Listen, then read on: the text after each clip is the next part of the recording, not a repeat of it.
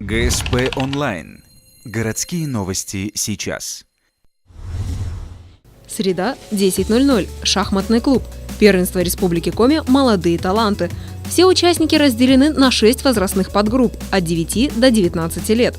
Самому младшему шахматисту всего 5, самому старшему – 17. В первые дни турнира ребята соревнуются в классической игре, а в выходные пройдет блиц и быстрые шахматы. На такие игры отводится 5 и 10 минут соответственно. Помимо временных рамок, у детей есть более важная причина для волнений – высокая конкуренция.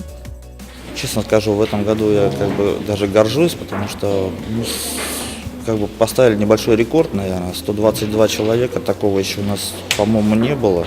Последние годы, 105, в районе 100 было, но 122 это уже действительно сильно получилось. И нам удалось все-таки разместить всех детей в нашем клубе, и они играют все, самое главное, что в одну смену.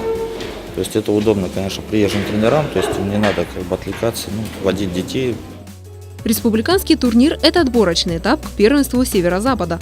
Туда отправятся только самые лучшие. Среди фаворитов числится несколько ухтинцев. В группе до 11 лет Яна Виеру сыграла 5 игр. Все завершены победами. Максим Мищенко завоевал 4,5 очка в 6 встречах. В группе до 15 лет остается еще 3 игры, но борьба за первое место уже ведется среди 2 ухтинцев – Егора Собрана и Егора Мухина. У юношей по 4 победы из 6 игр. В каждой возрастной группе будет определена тройка лучших шахматистов. За свои успехи юные дарования получат грамоты и медали, а команде, которая выиграет больше всего встреч, достанется кубок.